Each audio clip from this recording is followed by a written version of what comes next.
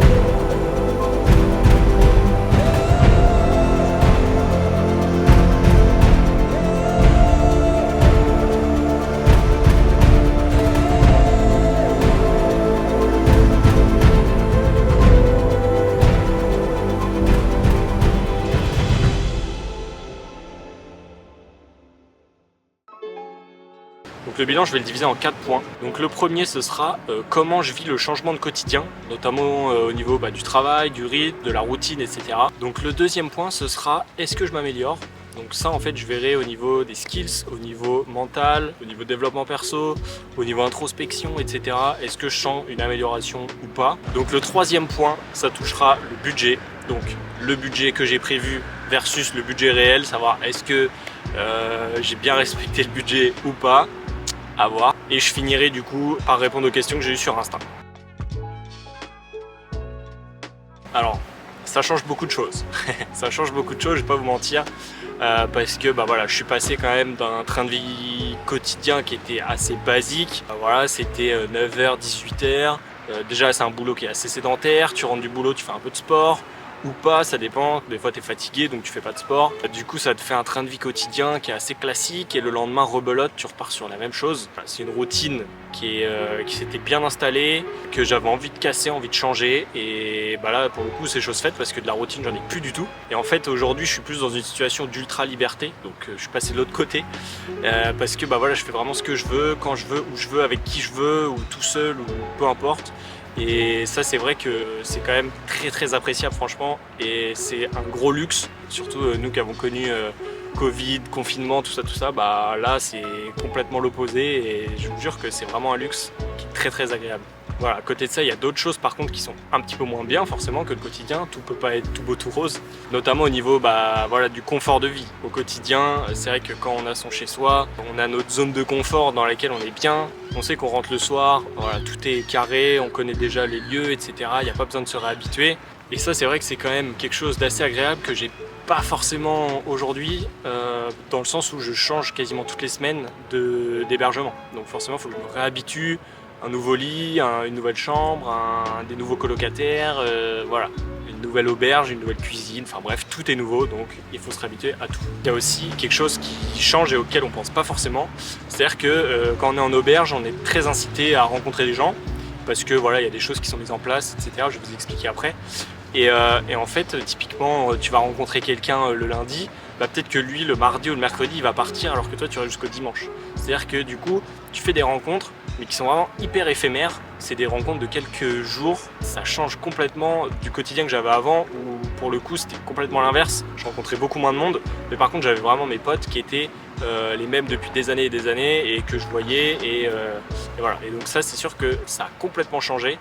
C'est deux styles différents, les deux sont sympas, mais voilà, en tout cas en termes de stabilité, c'est sûr que là, j'en ai plus du tout, quoi. Ça fait peur, mais c'est intéressant dans le sens où c'est vraiment là que tu vas développer des vrais skills. Et c'est là où on va vraiment apprendre à se connaître. Et le fait de se connaître soi-même, c'est vrai que c'est quand même hyper important. C'est un peu un truc que je recherchais dans ce voyage, en gros, pour aussi faire un peu un genre d'introspection. C'est vrai que moi, pour le coup, j'ai jamais eu trop de mal à vivre seul. Je m'auto-supporte à peu près bien, ça va. Donc ça, c'est vrai que j'avais pas trop peur à ce niveau-là. Par contre, j'ai quand même pu trouver des petits trucs qui me permettent de encore plus pousser l'introspection. Et en fait, c'est des trucs tout bêtes, mais typiquement, la marche, la rando. Et je vous jure, c'est un game changer ça. Je vous jure, c'est un truc de fou. Genre vous prenez juste un sac à dos, de l'eau, de quoi manger vite fait, pas d'écouteurs, pas d'enceinte, pas de tout ça. Et vous partez juste sur la journée, vous faites une rando. Vous allez dans la forêt, vous allez dans la campagne, peu importe, vous allez où vous voulez. Et en fait, vous allez voir que le fait d'être tout seul, juste d'avoir à marcher, et juste de ne pas avoir de musique, de ne pas avoir de podcast ou quoi dans les oreilles, vous allez vous poser des questions de ouf que vous ne vous seriez jamais posées dans le quotidien parce que vous n'avez pas le temps dans le quotidien de vous poser et de réfléchir à ces genres de choses. Et en fait, vous allez trouver des réponses à des questions, vous allez peut-être solutionner des problèmes ou avoir des idées que vous n'auriez jamais eues si vous n'aviez pas fait ça. Donc franchement, je vous jure que ça, c'est vraiment un truc sous-coté. Et faut en abuser à mort. Et en plus, l'avantage, c'est que c'est bon pour la santé, les gars. Alors, quel skill se développe? Évidemment, le fait d'être seul à l'étranger, ça va me permettre de développer certaines compétences, de voir là où je me débrouillais déjà bien et de voir aussi là où il y a des choses qui pêchent, qui étaient un peu plus compliquées. Et alors, ce qui est intéressant avec le fait de voyager seul, c'est que vous allez développer des compétences mais qui sont utiles tout le temps. Typiquement, vous pourriez vouloir développer une compétence, je sais pas, je dis n'importe quoi, le montage vidéo. Bon franchement, c'est super cool le montage vidéo, vous pouvez peut-être en faire votre taf si vous poussez le truc assez loin et tout.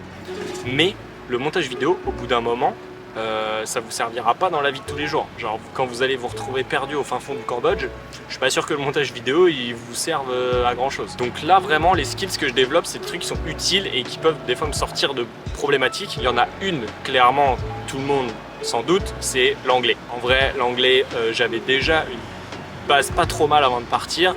Je comprenais ce qu'on me disait, j'arrivais à peu près à me faire comprendre. C'était pas fluide, mais au moins voilà, je pouvais avoir un échange assez rapide. Mais là vraiment le fait d'être en auberge, de rencontrer du monde, ça parle anglais partout, et le fait d'avoir des discussions de plusieurs heures, qui des fois c'est des discussions un peu deep, des fois vous allez sur des sujets un peu profonds et tout, et mine de rien, vous apprenez tellement plus vite, c'est abusé. Je vous jure, c'est pas un secret, c'est pas une légende, tout le monde le dit, mais c'est vrai que c'est abusé sur le terrain quand vous le faites. En vrai, en l'espace de 15 jours déjà, quand vous avez une base pas trop mal, franchement vous voyez direct la différence et ça c'est vraiment bien. Et en fait ce que je voulais vous dire, c'est ce qui est super cool en auberge, c'est que pour rencontrer du monde c'est hyper simple. Les auberges, leur but c'est que chaque personne connecte entre elles. Et en fait pour ça ils vont mettre en place des activités. Ça peut être par exemple des walking tours, c'est-à-dire que le soir vous allez faire un tour de la ville au coucher du soleil avec quelqu'un de l'auberge qui sera votre guide. Vous avez plein d'activités. Et vous allez à cette activité, vous connaissez personne et je vous jure que vous ressortez de l'activité, vous connaissez au moins 5 personnes, c'est obligé. Au-delà de l'aspect linguistique, il y a un skills qui est énorme que je suis en train de développer en ce moment et qui va se développer jusqu'à la fin du voyage. C'est tout simplement le fait d'apprendre à voyager seul. Et je vous jure que ça, c'est un skills qui est ouf et je m'en rends compte maintenant, je m'en rendais pas compte avant. Mais en fait, typiquement, vous voulez vous faire un voyage, je sais pas, aux US. Vous allez essayer de trouver quelqu'un pour venir avec vous. Peut-être si vous avez un copain, une copine et tout, bam, ça va connecter et vous allez partir.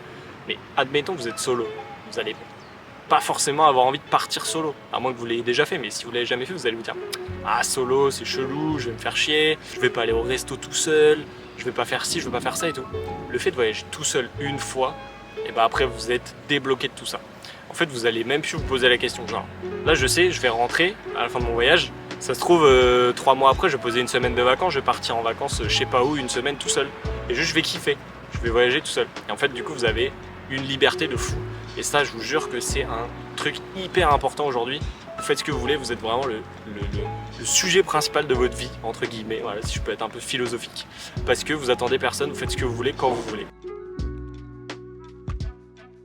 Ok, le troisième point, c'est au niveau du budget. Alors là, c'est le fameux sujet qui pique. Est-ce qu'il a trop dépensé? Est-ce qu'il a trop été au resto? Écoutez, pour l'instant, je dis bien pour l'instant, on s'en sort pas trop mal. Alors, en fait, je vais vous expliquer. Moi, déjà, je suis parti dans ce voyage, j'ai pas prévu de budget particulier. C'est-à-dire que j'avais à peu près un ordre d'idée de combien ça allait me coûter, mais j'ai pas prévu voilà, la somme exacte que j'aurais. Parce que je voulais avoir de la liberté et je voulais voir un peu comment ça allait se mettre en place. Ce qu'il faut savoir, c'est que moi j'avais prévu un budget à peu près entre 5 et 7 000 euros. Donc ce qui me faisait approximativement 1000, 1200, 1300 par mois. Donc ça dépend des pays en fait où vous allez, parce que typiquement quand j'ai fait Madrid et la Suisse, on était quand même sur des tarifs qui étaient assez élevés. Dès que je vais dans d'autres pays, par exemple quand je vais aller en Slovénie ou dans des pays un peu plus reculés comme ça, les tarifs sont pas du tout les mêmes. Donc c'est vrai que petit à petit en fait ça va compenser les mois où j'ai un peu trop dépensé. Donc c'est vrai que là pour l'instant je pourrais même pas vous dire combien j'ai dépensé, mais ce que je sais c'est que j'ai à peu près respecté le budget. Mis à part, il y a eu quelques écarts, notamment le fait que j'ai dû racheter une caméra, ça c'était absolument pas prévu. Et puis notamment en Suisse, j'avais eu une galère de forfait où j'avais explosé le hors forfait et du coup bon bah voilà, ça c'était pas prévu non plus. Mais globalement voilà, ça entache pas la faisabilité du projet et ça devrait pas poser de problème à long terme si tout se passe bien. Après voilà, ce qu'il faut savoir c'est que sur le projet global, je me laisse pas forcément droit à des gros écarts, dans le sens où j'essaie au maximum d'optimiser les prix, d'optimiser les dépenses. Voilà, des fois si je peux faire que 2 repas au lieu de 3 par jour, je prends. Des fois il y a des auberges qui offrent le petit déj, bon bah voilà, je prends aussi. Il y a pas mal de choses comme ça qu'il faut checker pour économiser ne serait-ce que 5 euros ou 10 euros par-ci par-là, mais mis bout à bout au final ça fait pas mal d'économies. Et typiquement quand j'arrive dans une ville, je vais pas aller m'amuser à faire toutes les visites touristiques à 10, 15, 20 ou 30 euros. Je vais essayer de sortir un peu des sentiers battus, déjà de voir des choses qu'on voit pas forcément quand on fait les sites touristiques classiques. Parce que c'est ça que j'aime bien, c'est sortir un peu des sites touristiques.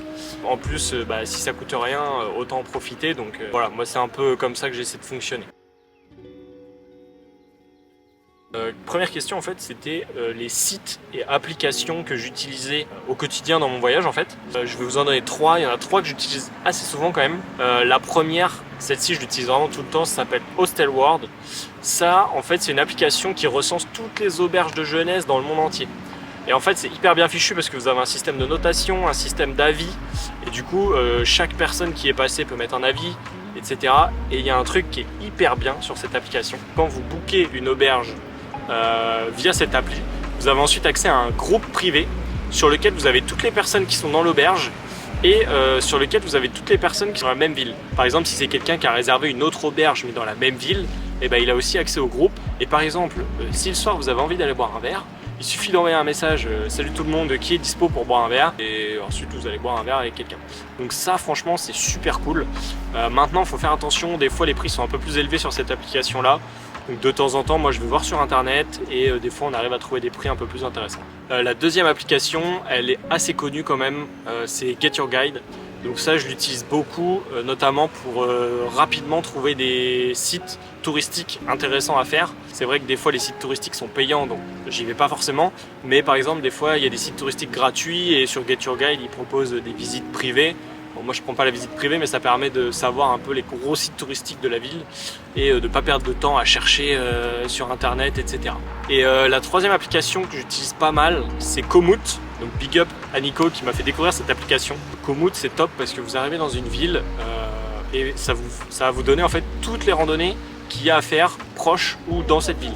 Donc ça c'est génial parce que du coup vous pouvez trier par distance, par dénivelé, par difficulté, etc. Et voilà, comme ça vous voyez un petit peu des beaux spots et vous faites une petite rando, donc c'est vrai que c'est top. Après il y a une application que tout le monde utilise et que j'utilise aussi pas mal pour le voyage, qui est toute bête, c'est TikTok en fait.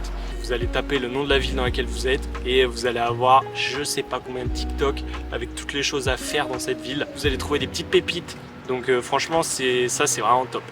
Ensuite j'avais une deuxième question, c'était qu'est-ce que j'ai le plus aimé et qu'est-ce que j'ai le moins aimé. Pas facile en vrai d'y répondre parce que j'ai quand même vu pas mal de choses, que ce soit bien ou moins bien. Mais globalement si je dois résumer, la chose que j'ai le plus aimé, enfin en tout cas le lieu, le mood que j'ai le plus aimé, c'est quand j'étais en Algarve, donc au sud du Portugal. Parce que voilà, c'était la fin de l'été. Bon même si voilà, je suis en t-shirt, on est le 15 novembre mais c'est pas grave. Il faisait encore beau et chaud. Les paysages étaient magnifiques, c'était incroyable. Les auberges étaient super cool, j'ai rencontré plein de monde. Non, franchement, c'était vraiment un pet de moment. Et les sunsets étaient ouf aussi. Donc voilà, non, franchement, ça c'était un de mes passages préférés pour l'instant. Après, j'ai aussi adoré la Suisse, franchement, j'ai trop kiffé ce pays. Mais voilà, si je dois en choisir qu'un, c'est vrai que celui-ci était quand même cool. Et à l'inverse, ce que j'ai un peu moins aimé, vous avez dû le voir, c'est Milan.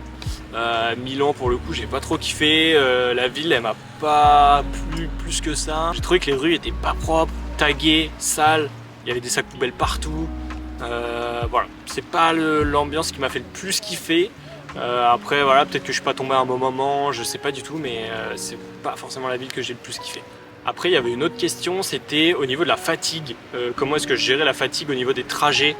En fait, c'est assez simple pour le coup, dans le sens où déjà dans le train, ça permet de dormir. Franchement, le train, c'est vraiment agréable parce que vous pouvez vraiment vous poser, surtout que vu que je pars en hors saison, généralement, je suis assez tranquille dans le train, j'ai pas trop de monde. Donc ça, c'est vrai que c'est cool. Et du coup, voilà, ça me permet de dormir tranquille dans le train. Donc c'est comme ça que je récupère. Après, sinon quand je suis vraiment fatigué, je fais une petite sieste réparatrice à l'auberge. Et puis après, ça repart. Hein. Pour conclure un peu tout ça, moi je vous incite à faire au moins une fois un voyage seul. Pas forcément à l'étranger, pas forcément dans des conditions compliquées. Mais même si vous allez, je sais pas, dans un Airbnb dans le sud de la France ou en Bretagne ou je ne sais où, en fait ça le fait. Le délire, c'est juste d'être tout seul, de faire ce qu'on veut, de goûter à cette liberté de faire ce qu'on veut, comme on veut, où on veut, et d'en profiter pour vraiment se poser, réfléchir, faire une petite introspection. En fait, vous allez voir que c'est hyper enrichissant et on y prend goût assez vite. Après, si vous êtes un peu plus aventurier et que vous avez envie de découvrir d'autres pays, découvrir d'autres gens, ou alors que vous avez juste tout simplement pas un budget énorme, franchement, je vous conseille les auberges. C'est vraiment incroyable. Moi, j'avais des a priori sur les auberges avant de partir, même si je savais que j'allais en faire, mais j'avais des gros a priori, parce qu'en France, c'est pas hyper bien vu. Les auberges, c'est un peu le truc genre un peu dégueu, tu sais pas trop ce qui se passe dedans, un peu chelou. Et en fait, c'est top. Vraiment, c'est génial. Vous arrivez là-dedans, tout le monde a le smile, tout le monde a envie de se rencontrer. Il y a des activités de partout. Vous pouvez aussi ne rien faire si vous voulez juste être tout seul. Moi, je sais que ça m'arrive des fois. J'ai juste envie de rien faire, juste recharger mes batteries sociales, entre guillemets. Mais par contre, il y a d'autres fois où j'ai grave envie d'aller discuter avec des gens. Et il suffit d'aller se faire à manger. Il y a du monde dans les cuisines, bam, ça discute et tout. Franchement, c'est hyper simple. Faites ça au moins une fois, je vous jure, c'est hyper important.